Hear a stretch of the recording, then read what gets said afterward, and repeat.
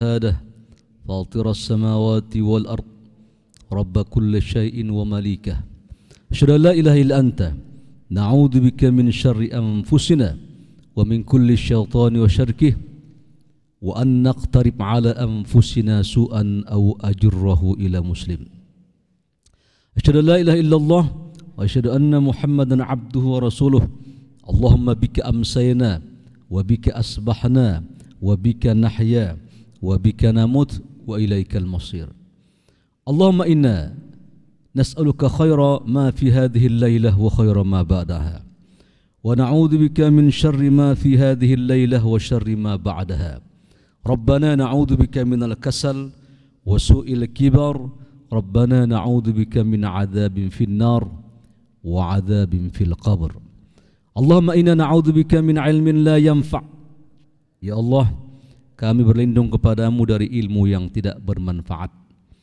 Wa min qalbin la yakhsha, berlindung kepadamu ya Allah dari hati yang tidak khusyuk. Wa min nafsin la tashba', berlindung kepadamu ya Allah dari hawa nafsu yang tidak puas.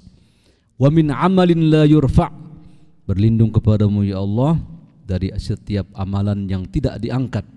Wa min da'wati la yustajabulah, berlindung kepadamu ya Allah dari doa yang tidak dikabulkan. Allahumma anfa'na bima 'allamtana, ya Allah berilah ilmu, berilah manfaat terhadap ilmu yang telah Engkau berikan kepada kami. Wa 'allimna ma yanfa'una, dan ajarilah kami ya Allah ilmu-ilmu yang bermanfaat. Sebelum kita mulai jemaah, kita baca Fatihah dulu. Kita mohon kepada Allah dengan Fatihah, kita meruqyah Allah angkat semua penyakit di badan kita. Dengan Fatihah kita mohon kepada Allah, Allah selamatkan bantuan terhadap keluarga saudara kita di Palestina. Semoga Allah membantu mereka dengan pertolongan Allah Subhanahu wa taala. Yang ketiga, kita juga baca Fatihah buat pejuang negeri kita. 17 Agustus hampir 90% lebih yang memerdekakan negeri ini kaum muslimin. Hal itu tercermin pada ketika dibuat Pancasila, merumuskan Pancasila, 10 panitia, 9 muslim, 1 yang Kristen dari timur, namanya Mr. Maramis, semuanya muslim. Ya, Bung Karno dari Nahdlatul Ulama, Matlaul Anwar dari Muhammadiyah, semua muslim. Oleh karena itu kita harus merayakan, karena ini perayaan kemenangan dari jerih payah kaum muslimin. Kata Nabi, "Man lam yashkurin nas, lam yashkurillah." Barang siapa, kata Nabi, yang tidak pandai bersyukur, berterima kasih kepada para pahlawannya, sama dengan dia, kata Nabi, tidak bersyukur kepada Allah Subhanahu wa taala. Al-Fatihah. A'udzubillahi minasyaitonir rajim. Ar-Rahman Ar-Rahim Maliki Yawmiddin Iyyaka na'budu wa iyyaka nasta'in Ihdinas siratal mustaqim Siratal ladzina an'amta 'alaihim ghairil maghdubi 'alaihim waladdallin amin. Allahumma arham mautana, Allahumma arham mautana, Allahumma arham mautana, Allahumma shfih mardana, amin ya rabbal alamin. Baik jemaah, sebagaimana biasa kita baca dulu ayatnya, asbabun nuzul. Kita baca dulu ayatnya, nanti baru kemudian kita terjemahkan dan kita kaji. Suratnya Al-Baqarah 215. A'udzubillahi minasyaitonir rajim.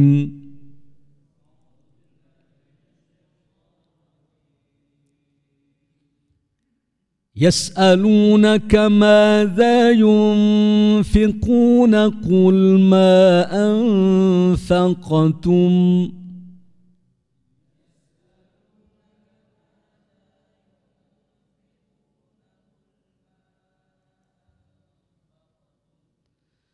قل ما أنفقتم من خير فللوالدين والأقربين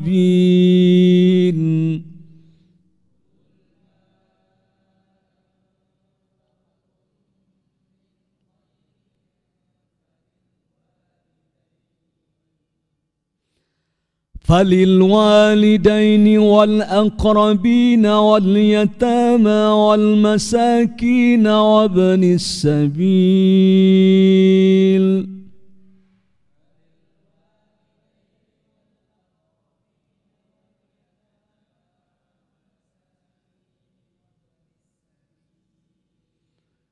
وما تفعلوا من خير فإن الله به عليم.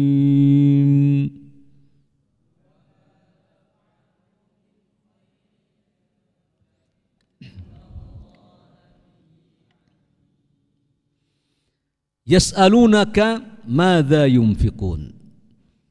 Mereka datang kepadamu Muhammad bertanya tentang infak. Mereka di sini para sahabat.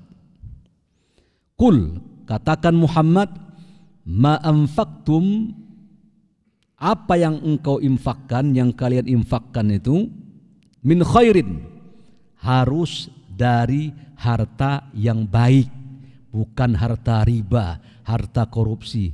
Min khair, al khair bima'na al mal at-thayyib, ya.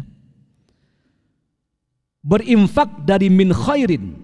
Lalu kepada siapa infak itu? Falil walidain, kepada kedua orang tua. Wal aqrabin, kepada para kerabat. Wal yatama, kepada orang ya anak yatim.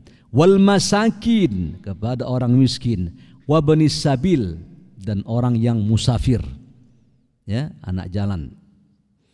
Wa ma taf'alu, dan apa saja kata Allah yang kalian lakukan, min khairin, dari kebaikan, fa innallaha bihi alim, Allah tahu, ya. Allah tahu apa yang kalian infakkan, apa yang kalian lakukan dari amal soleh, Allah tahu, ya. Wa ma anfaqu min khairin tajiduhu indallah. Apa yang kalian infakkan, kalian akan mendapatkan hasil infak itu di sisi Allah Subhanahu wa taala. Inilah arti terjemah dari surat Al-Baqarah 215. Lalu apa sebab turun ayat ini? Suatu ketika para sahabat bertanya kepada Rasulullah sallallahu alaihi wasallam tentang infak. Apa kata para sahabat? Wahai Rasulullah, kepada siapakah kami harus menginfakkan harta benda kami? Kepada siapa kami harus berinfak ya Rasul? Menjawab pertanyaan tersebut, maka turunlah ayat ini, ayat yang di atas tadi. Ya. Kepada siapa infak? Nanti kita akan bedakan infak sama zakat ini, ya. Kalau zakat nanti yang pertama siapa? Ya, innamas shadaqat lil fuqara. Lil fuqara wal masakin. Makna shadaqat di sini zakat. Surat At-Taubah ayat 60, ya. Tapi kalau ini kok wali ke orang tua, kita bedakan nanti. Kok ayat sana itu mengatakan yang pertama buat orang fakir, kok di sini buat orang tua? Kita harus lihat celahnya ini. Kalau pada ayat surat At-Taubah itu mengarah kepada 8 asnaf min thamanin al-asnaf alladhi mustahikin lizakah. Baik, ini sebab turun pertama.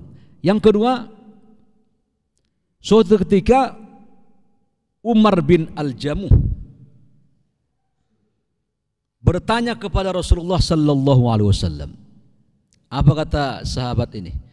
Apa yang harus kami infakkan dan kepada siapa diberikannya? Dia bertanya ke Rasul, apa yang diinfakkan lalu kepada siapa? Sebagai jawabannya turunlah ayat ini. Jadi sama ya, ini agak mirip ya. Sebab turunnya sama. Sudah simpel saja. Sekarang kita akan melihat kandungannya, ya. Kandungannya. Ayat di atas, jadi kita kaji asbun nuzul itu kandungannya, ya, bukan ayatnya, ya. Sebab untuk membedakan nanti sama ustadz yang lain yang mentafsir ayat, kalau saya tidak, kandungannya yang kita kaji, bukan ayatnya. supaya ada perbedaan antara tafsir sama asbabun nuzul. Ayat di atas menjelaskan tentang urutan penerima infak skala prioritas. Siapa yang pertama, siapa berikutnya. Makanya huruf waw di situ litartib. Kalau dia au, jadi ataf huruf lil walidani wal aqrabin wa itu litartib. Jadi beda sama au. Kalau au itu litakhir. Ya, Muhammad au Mahmud. Au menunjukkan apa? Bukan urutan setelah ini datang. Tidak. Muhammad atau Ahmad itu litakhir, pilihan. Boleh jadi si Muhammad duluan datang, si Mahmud daripada Ahmad. Baik.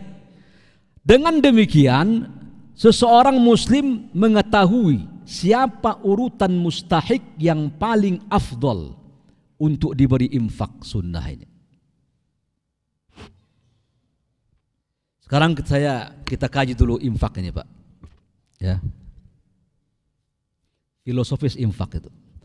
Infak itu berasal dari kata nafako. Nafako itu artinya torongan. Beda sama ghor atau kahf. Ya. Nafako itu torongan. Nafak aziziyah. Bapak pernah ke Makkah? Ada aziziyah nafak.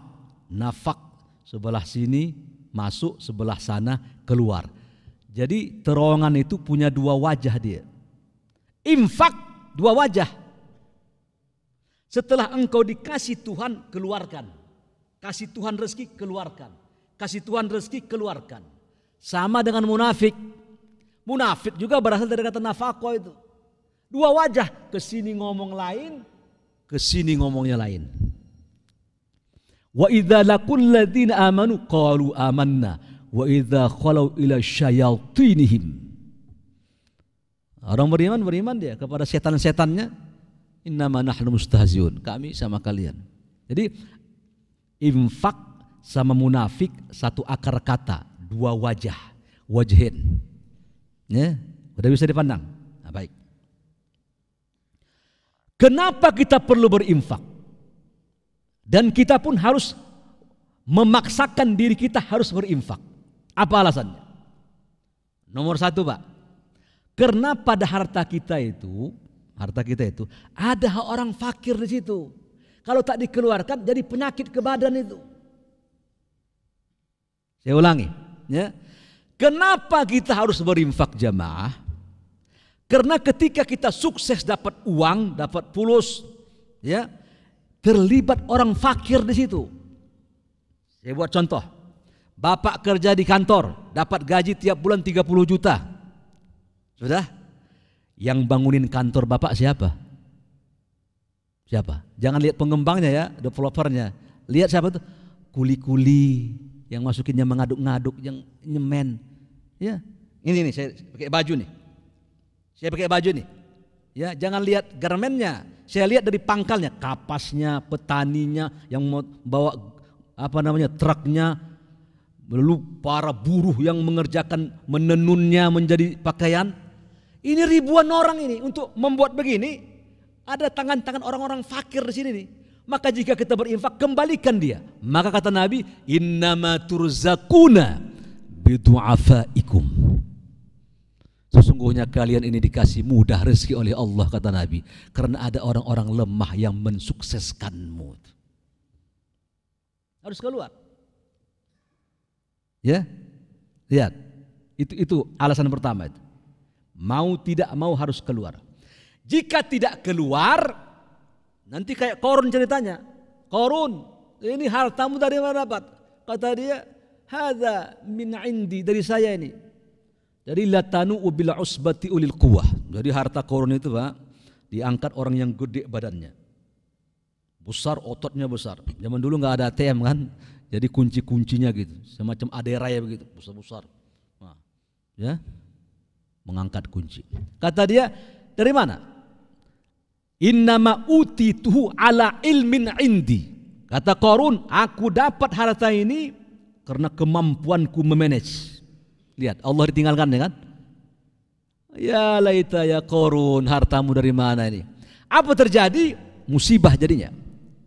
Musibahnya apa tuh? Menjadi wadi Qarun. Saya sudah ke Mesir, ketika mahasiswa saya ke Mesir ada jadi danau sekarang.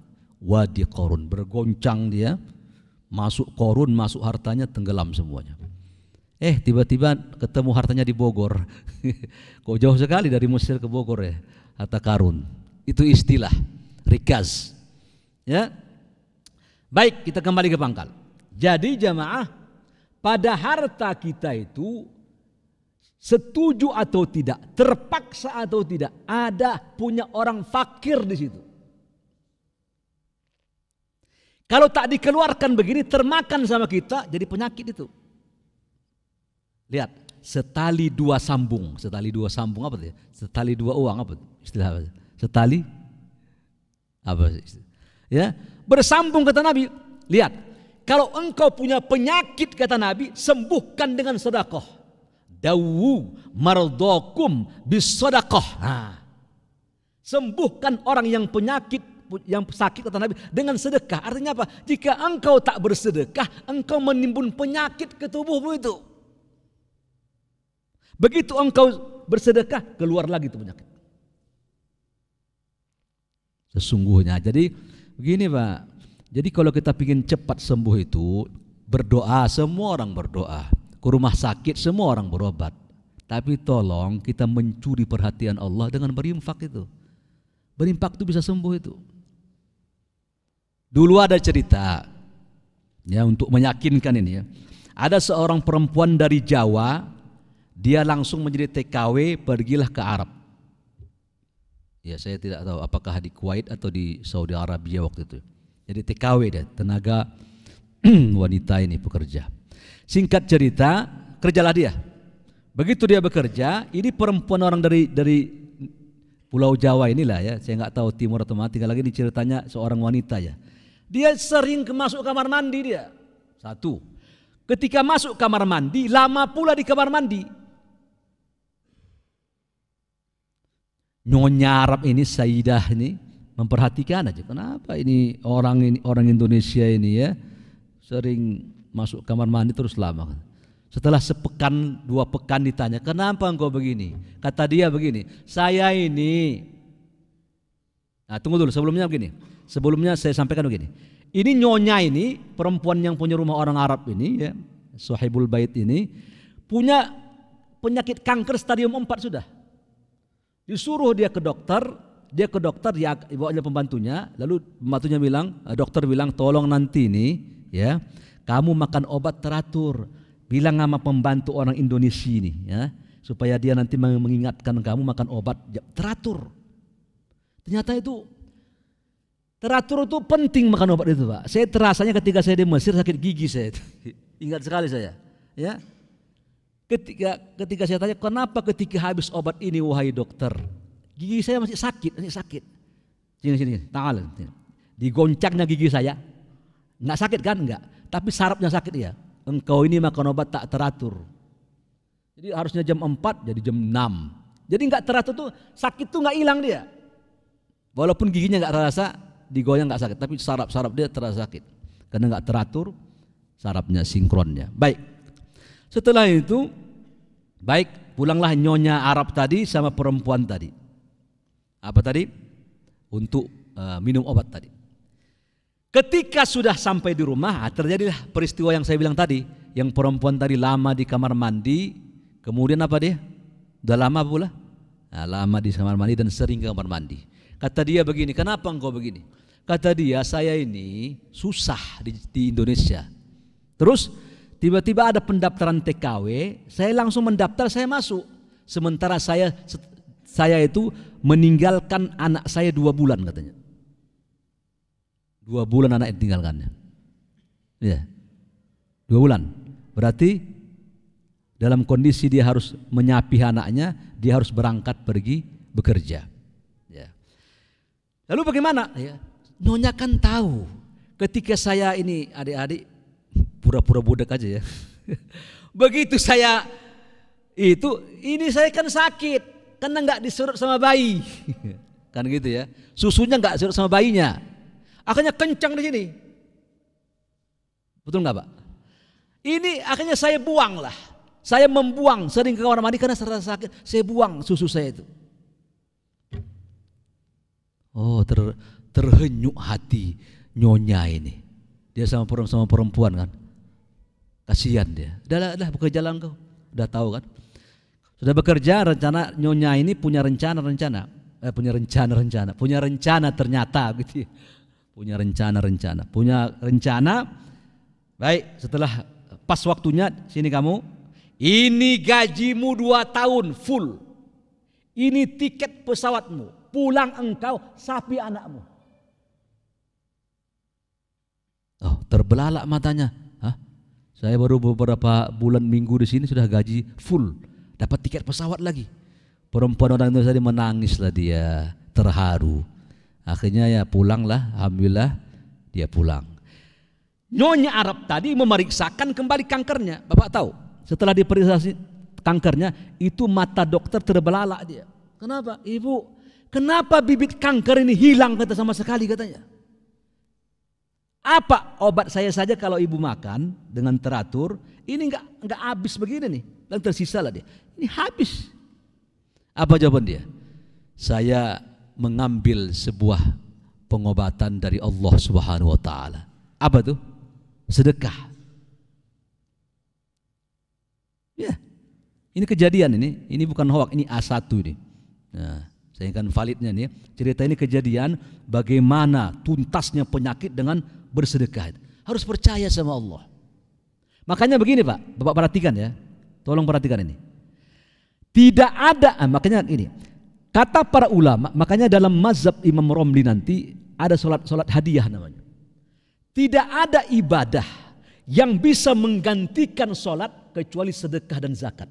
Saya ulangi, tidak ada ibadah yang bisa menggantikan solat kecuali zakat atau sedekah. Maka Allah merangkai dua ini, aqimus shalah wa atuz zakah. Tak ada aqimus shalah wa siyam, aqimus shalah wal hajj, aqimus shalah wal jihad, tak ada.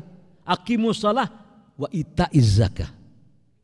Maka Imam Romli mazhab Syafi'i mengatakan jika ada orang orang tua kita ini tak bisa sholat selama beberapa bulan, maka boleh dia digantikan sholatnya fidyah atau sholat fidyah. Coba dengan apa itu sholatnya? Dengan apa? Dengan sedekah. Bayar fidyah dia. Tak sholat orang tuanya, bayar fidyah dia. Mazhab Syafi'i Imam Romli. Walaupun ini khilaf ya, khilaf para ulama, ikhtilaf. Nah, ada perbedaan ikhtilaf sama khilaf. Kalau khilaf itu beda agama kita. Ini Kristen, ini Muslim, khilaf. Kalau saya berpendapat ini kurut, ini enggak kurut, ikhtilaf. Itu istilah al-mustalahat fi ilmi usul fiqh. Baik. Nah, baik, kemarin itu ya. Pertama, alasan kenapa kita harus bersedekah karena ada harta orang di situ. Yang kedua, kenapa kita harus rajin mengeluarkan uang ini? Karena jika kita rajin berinfak, Allah berinfak kepada kita. Anfik ya ibadallah, anfaqallah, umfik. Kalau kita rajin berinfak, Pak, nanti Allah berinfak sama kita itu. Ya, mau gimana? Sampai kata Nabi, mana kosomalun min sodakotin bal jazdad. Sampai Nabi mengatakan, tidak ada harta disedekahkan itu, tak ada dia berkurang kecuali tambah-tambah. Bapak pernah ngomong gini, bapak itu kaya raya dia, karena rajin berzakat berinfak jadi miskin dia sekarang. Ada begitu? Enggak ada kan? Enggak ada kejadian itu. Bahkan pelit dan bakhil lah menyebabkan seseorang itu jatuh dia. Maka dua sahabat yang dijamin masuk surga, pertama Abdurrahman bin Auf, yang kedua siapa? Utsman bin Affan. Iya. 75 triliun harta Abdurrahman bin Auf, subhanallah. Bukan 600 tapi 75.000 triliun. Datanglah harta onta-onta ini. Ya, onta-onta ibl miliknya Abdurrahman. Begitu dia masuk ke kampung ke Madinah ini, Pak, itu seperti pasar malam itu, ribut rame gitu. Harta Abdurrahman bin Auf datang dengan ribuan onta-ontanya dan makanan. Rame. Apa kata Aisyah? Sesungguhnya kata Aisyah, Abdurrahman bin Auf ini masuk surga merangkak dia. Ketika dijelaskan merangkak begini nih, pikiran Bapak apa? Abdurrahman bin Auf, kata Aisyah, pernah ku dengar Nabi bersabda, dia masuk surga merangkak. Kira-kira itu positif negatif itu? Negatif ya. Wah, berarti dia digantungi sama hartanya itu. Bukan, Pak. Maksud merangkak di situ tuh, karena ini dia kan rajin berinfak ini. Saingkan dekatnya dia ke surga, merangkak udah nyampe pintu dia. Bukan arti merangkak digantungin hartanya dia. Maka al-mubasyirat, al-asyarah, al-mubasyirat ilal jannah, 10 orang yang dijanjikan pasti masuk surga. Hadis Imam Bukhari. Siapa itu? 2 orang kaya, Utsman, Abdurrahman bin Auf. Jangan anggap sepele ini urusan sedekah infak ini. Kasih kaum muslimin itu. Ini saudara kita di Palestina ini, saya buat TikTok, buka TikTok. Nanti ada infak air bersih. Infak air bersih. Ada iklan tuh. Ada 50, ada 100, masukkan. Ya, itu yang bisa kita lakukan di hadapan Allah. Harus bantu. Ya. Karena dulu namanya Ali Thohir. Ya, Ali Thohir orang kaya Palestina. Membantu kemerdekaan kita. Itu Agustus ini. Dibantunya kata dia tak usah pakai surat-surat kwitansi, gratis, tak usah bayar. Ali Thohir, orang terkaya waktu itu yang membantu negeri ini merdeka, karena kita merdeka butuh dana. Ya, jangan, tak boleh. Ya, tak boleh. Kita tidak boleh melupakan saudara kita. Baik, sekarang kita kembali kepada ini. Tadi kan ayatnya begini, Pak. Tadi ayatnya kan begini. Ini. Falil walidaini. Nah, ya. Orang tua, infak itu pertama prioritaskan orang tuamu. Orang tua itu siapa duluan, Pak? Ayah atau ibu? Ntar. Sekarang wal akrabin. Kerabat berarti adik kakak. Adik kakak ini siapa yang duluan, Pak? Laki atau perempuan? Kita lihat dulu hadis Nabi. Kita cek dulu. Bir ummik. Jadi ibu dulu pertama ya. Pertama ibu dulu, Pak. Jadi di antara kedua orang tua, prioritas utama ibu. Ummuka. Ya. Dapat jawaban ya dari hadis. Karena kan kata ayat tadi, ayat masih umum. Falil walidaini, berimpak kepada kedua orang tuamu. Siapa orang tua? Ibumu pertama. Terus wa abak, tadi huruf waw litartib ya. Kemudian ayahmu. Jadi nggak bisa. Satu ketika ada seorang ayah. Jadi kita tidak bisa anak itu pelit dengan orang tua, tuh nggak bisa. Satu ketika ada seorang ayah dari kampung datang ke rumah anaknya. Namanya orang tua kan macam-macam itu. Makan sembarangan, tidur-tiduran rumah anak saya ini gitu. Kadang-kadang menantu yang kurang iseng ya. Menantu ini kadang-kadang ya. Apalagi menantunya 2. Lain lagi ceritanya. Ustadz Anwar ya. Sudah begitu dia menantu usil. Bapakmu itu dari kampungan, banyak makan.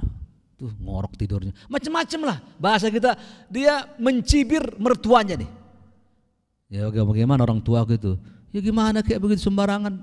Singkat kayaknya isti juga ini, suaminya isti, tahu isti? Ikatan suami takut istri. Apa itu? Pergilah ke Nabi dia. Begitu datang ke Nabi, ya Rasul, orang tuaku begini, dia makan sembarangan seenaknya di rumahku begini. Marah Nabi itu, Pak. Kepada siapa Nabi marah? Kepada orang tua atau kepada anak? Kepada anak ini kata Nabi. Ya. Anta, kata Nabi kepada anak itu, anta wa maluka li abika, kata Nabi. Sesungguhnya badanmu anta wa maluka li abika. Sesungguhnya badanmu itu, kata Nabi, dan hartamu itu milik ayahmu. Jangankan dia makan, badanmu saja milik dia itu. Biar dia makan orang tuamu itu. Kenapa? Harta yang kau usahakan milik dia, badan engkau juga milik dia. Makanya kata Nabi, la qawat wala qisas 'alal walidaini. Ini enggak mengajari ya. Kata Nabi, Kalau ada orang tua membunuh anaknya, maka orang tua itu Pak tak ada hukum pancung sama dia, kisos, nggak berlaku sama dia. Kenapa? Barang dia ini, anak ini. Barang kita itu ada dua, ada yang mati, ada yang hidup. Yang mati apa itu? Ya mobil segala macam kendaraan. Ya, yang hidup itu manusia ini. Hanya dia kena takzir. Tahu takzir? Hukum pemerintah di penjara, ya tetap berdosa dia. Tetap berdosa dan dia dapat hukum takzir pemerintah, ya di penjara atau apa, hukum pemerintah, namun disembelih tidak. Pancung tidak. Kenapa? Karena ini barang dia ini. Itu orang tua itu. Ya, nggak bisa pelit sama orang tua gitu. Ya, perhatikan hadis ini. Kata Nabi, barang siapa yang ingin, kata Nabi, kama qala fi ma'na, ya redaksinya, ayyumiddalahu fi umrih, barang siapa, kata Nabi, pingin panjang umurnya, satu, wa yuzadu fi rizqi, barang siapa pingin panjang umurnya dan rezekinya bertambah, bukan sekadar dikasih rezeki, bertambah rezekinya, digunakan kalimat yuzadu, dalam bahasa Arab namanya bina majhul. Barang siapa yang dia, kata Nabi, ingin dipanjangkan usianya, ayyumiddalahu fi umrih. Yang kedua, kata Nabi, dia ingin juga bahwa Allah menambah terus rezekinya. Kata Nabi, ayyabarra ila walidai, berbakti kepada kedua orang tuanya. Makanya orang Cina itu dia mengistimewakan orang tuanya tuh, tapi mereka hoki tujuannya. Hanya hoki lah ya, ini orang tua di servis orang tuanya, dikasih makan, hoki. Orang tua ini membawa keberuntungan. Kalau kita di atas itu, orang tua ini penentu kita ke api atau ke surga. Kata Nabi, rohima amf, celakalah seseorang, kata Nabi, yang masih hidup kedua orang tuanya, tapi dia tak bisa ke surga. Baik, yang kedua, tadi kan ada wal akrobin kan, akrobin itu adik kakak. Siapa duluan? Adik kakak ini yang pertama kali kita fasilitasi, kita punya abang, kita punya adik perempuan. Siapa duluan? Ukhtuk, cewek. Kata orang barat, awewe. Naon ewe. Perempuan dulu. Ya, perempuan dulu. Yang dikasih baru laki-laki. Miskin perempuan, miskin laki-laki, perempuan dulu kasih, Pak. Dalam kitab Umar Al-Kafi, namanya Al-Wa'du Al-Haq, nama kitabnya Al-Wa'du Al-Haq, janji yang tepat, yang benar. Umar Al-Kafi kata dia begini, anak kita ada dua, Pak, ya, laki perempuan. Anak laki-laki sebenarnya kewajiban kita, Pak, sampai dia balik itu, andaikan kita tak menafkahinya nggak apa-apa. Kenapa? Udah balik dia bisa ke perampatan sana, dia stop mobil, jadi tukang parkir dia. Atau dia ondel begini, gini apa? Di sana ya. Atau jadi Iron Man dia, macam-macam ya. Nampak soalnya, ya Ustaz, pinggir jalan itu. Gitu-gitu, maka anak sampai balik.